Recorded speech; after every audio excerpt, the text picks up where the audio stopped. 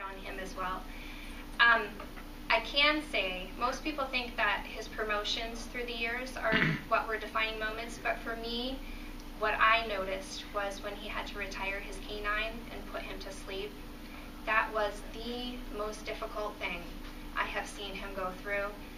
When he was promoted, the dog technically he was not supposed to work the road with the dog anymore. They did, however, let him keep the dog for 2 more years. 2 more years after that. So this dog would go crazy if he saw the police cruiser leave without him. And I did not take care of him very much. It was Matt's dog, and he called it a tool. It was like having my gun with me, but it wasn't. I liked the dog with him. It was an extra set of eyes, ears, protection. It was as comforting to me as perhaps it was to him. When the dog could no longer go to work, I saw him deflate quite a bit. And when we had to put the dog down, because he retired, and he lived the life of luxury for a couple years in our house, and still cried every day that the car left without him. But when we had to put him down, that was the worst. So any family who is lucky enough to have a canine, and you've had that experience too, that definitely is a good thing and a hard thing that I've noticed that, and that definitely could define him in terms of work. Have you had? I don't think I can pick just one. I think Scott's had a couple. The first one was when he was still just a road officer. He had a case, the Joel Hollenbaugh case. I don't know how many of you are familiar. Scott arrested Joel. And I mean, Scott was kind of like doing really good, so excited to be a police officer, and really loving his job. And when his integrity was questioned publicly, it really didn't change him as a person or how he went after his work, but it had changed his perspective of just society as a whole, how litigious everybody is and all of that. It really shook him a little bit, I guess is the best way to say it. And secondly, he always thought he wanted to be a detective, and the first time he had a shot at being a detective, he was, somebody else was chosen, and so he kind of really changed his route, but it challenged him to not just give up this life of police work. He had to go to work the next day and do his best and just keep trudging along. And,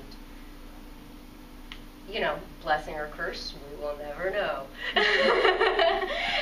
But he instead went up the ranks, and so it definitely changed his career path. And I think things are pretty good this way, so. How much do you want me to help you? I think I'll fill in where you need it. Okay. Like Matt had started out in saying that in being a police wife, there's always a mention of, you know, the call that a wife never wants to get, or the knock on the door. And you'll have to excuse me, I've actually never really talked about this with anyone before. So, you were at work. She was at work that day. Well, it's been 853 days since I got that call. And you always hear about the phone call, and trust me, it's never one you want to get to where to have Matt tell you that your husband's been shot and he'll be okay, but you need to get to the hospital. Now, much to Matt, he did come to work to come get me. However, I was at the doctor. So, and there are certain moments that define you and can make you who you are and who your husband is, and that, for me, was one of those. We're still going through it. I'm sorry. It's he's going to have his 4th surgery on Monday, and it's still a process that we're going through. It's it hasn't been easy. It's always the worst thought that you can think of, that your husband won't come home or that something will happen. And I don't know how many people may not. I mean, I guess we're assuming everyone knows what happened to Victor. Matt, do you want to just do the basics? Jesus, you're gonna make me He's as cry bad now. as she is in terms of talking about it. They were doing a SWAT training exercise in an abandoned house up on 585. The short version is guys had gone in. This is my 92nd day as chief, by the way, 2 days off probation. Guys had gone in, team had assembled in the morning, done a weapons check. I clear my weapon, I give it to you, you look at it, you say it's cleared, you give it back to me, we put a piece of caution tape down the barrel to show it's cleared, holster it, we do our exercises. They had done that in the morning, had taken a break for lunch, and at lunch they split into 2 distinct groups, a large group and a small group of 3. The small group of 3, 2 of them did not reload their weapons when they went to lunch. 1 did. That one was the team commander and also a firearms instructor. They came back from lunch. He was setting up the scenarios. Big group came back. They did it again. Check, look at it, give it back to me. Good. Small group came back. 2 of them, hey, we never reloaded. We're good.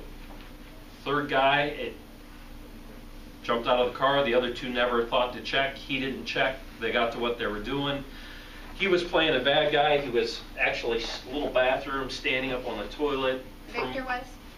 No, the officer that shot him. We have lights on the end of our gun, and for most of the day he had just been turning the light on. That was his indication of, I got you. For whatever reason, as the guys, Victor was kind of in the lead, came around the corner. Guy stepped down and pulled the trigger when he did the round went off. 45, about 6 to 8 feet, went through Victor's wrist about right here, exited his arm. Thank God he had his vest on, bounced off his vest. At the hospital they actually found the round in his pocket. It fell down into his pocket. So that's kind of how it happened. I got through it, and now we'll go back here. So needless to say, it has been very difficult. It's, I think, also difficult because it was a coworker, and it wasn't someone who you can say, this was a bad guy. This was someone who already had a past, had a history, to where you can find reasons and feelings to be angry. This was an accident. And there are certain things from that day I will never forget. And there has been ongoing support from everyone. I can tell you when I got the phone call and got to the hospital, Matt had stationed an officer with me that was waiting for me to come into the hospital. And a thing I will never forget is when I walked through that door, the first person I see is Matt with open arms. And the things that they often speak also of a brotherhood of the police department, and that is very true. There were many officers at the hospital. An officer, Jason Waddell, actually, when Victor was shot, had actually, no one had any sort of tourniquet or anything. He had actually grabbed Victor's wrist to stop the bleeding, and was still with him in that room when they were doing x-rays, and just saying, I told you I wouldn't leave you, I'm not going to leave you. And actually to the point that his hand was so cramped from holding his wrist so tightly. And after I got there, and to hear your husband screaming as they're giving him an x-ray, having to lay his hand flat, is a sound I will never forget. And the first thing that he said to me when I walked in that room was, I'm okay. And followed up with it, it's really bad, I know. So it hasn't been an easy road for us. It's still to this day, we're dealing with it, trying to. It hasn't been easy on us because, it's very difficult to, at the time, our son was 3 months old. And to have to now go through your shift of priorities of now I have to care for a husband who, you know, thankfully is still here, but then to also have to then run a household at the same time has not been easy. To where, thankfully, the Brotherhood came in to where we had meals set up for us for about 6 weeks, to where people were coming in, sitting with him, usually daily. Matt and Beth and everyone have been great. I have to say I do credit Matt with saving Victor's hand, because I really do think that if it wasn't for some of the decisions that he made, we would probably be in a much different place than we are now. So it's been great having the support of everyone, and that's what I think a lot of the police department is that it's a brotherhood to where anytime you need one, they're always there for each other. And I think we proved that with Victor, to where, you know, there was someone in need and everyone was there. I mean, we had people taking care of, because he still had the canine at the time. There were people coming out, taking care of the dog, feeding him, you know, taking him out, still trying to do some sort of obedience with him to keep him. And it's still hard to this day because the dog is still with us. And I know Victor wants nothing more to return to work. And I know that dog does too, trust me. When he, it was the same thing that Beth said, you know, when we had the crews at our house for a long time. And that dog would go and sit, wanting to get in.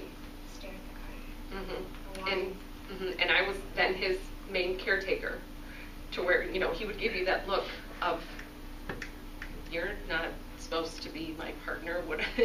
And it was, now I was the one responsible for him. So it was a very different dynamic, to where, you know, Victor was always my protector and my I think so it was my rock, to where now I was the one having to protect him. So it was a very hard transition to make, because, I mean, he was out of work for a very long time, to where, I mean, a lot of things you start to think about, as in, will I ever go back? Am I going to be able to do this job again? And honestly, we still don't know. Like I said, he goes in for his 4th surgery on Monday. We're hoping to get even better results than the last time. And, I mean, through all of this, Victor honestly has had a very good outlook. It's hard to every day look back and think of how far we've come, because it still is very fresh. And that's why when Matt had asked me if I would come and speak, my initial response was no, because it's not something I've really ever shared or talked about with anyone before, because it is still raw. It is still an ongoing process. It's not, this is what happened, this is how, you know, the end result was. Victor wants nothing more than to be a police officer, and there's always that threat when you go into this line of work. And unfortunately, we're dealing with it, we're going through it, and I think the police department has came together in a really, really good way. When that happened, they all rallied behind us, and they still do. I mean, there are still people to this day who, he gets cards, and he still gets letters and notes in the mail from people, and it's been a great support being a police officer's wife with everyone else, because, I mean, just to get, you know, a stopover visit, or Matt, who semi-moved in, to where, I mean, they were making therapy visits at home, and having the therapist come out, and talked to Victor, and certain things that just trying to get through it. And like I said, it's never a phone call anyone wants to get, and it certainly isn't one that I would want to get again. Let me tell you about Victor. He is right now. There was a time where he was, shortly after this, he was in a dark place. Didn't know where he was going. You're going to get me. I've known him a long time, and I've known about him that when he makes his mind up, that's where he's going. And I had to have that conversation with him one day. Look, make up your mind. Either you're coming back or you're not.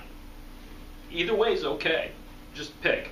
Because you're just sitting on the couch, you're not bathing, you're not doing anything.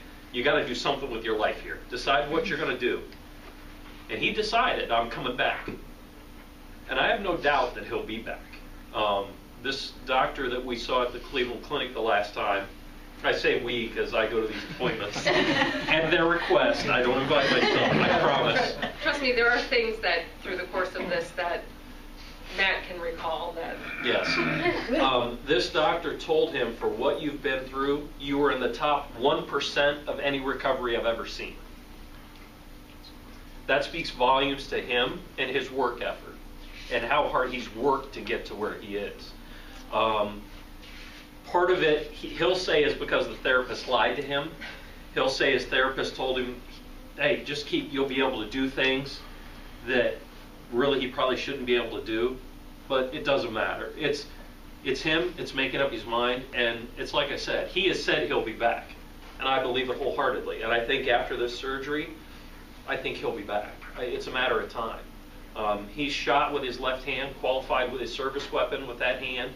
I stood beside him the last time on the range and saw the look of pain on his face, and I know it hurt, but he did it. So it's been a long process, but to his credit, he's worked really hard, and I have no doubts that he'll get back. And Amanda's done Unquestionably. huge, Unquestionably. huge things. Yep. So if you have a couple questions, I'll let you go a few minutes and we'll go on.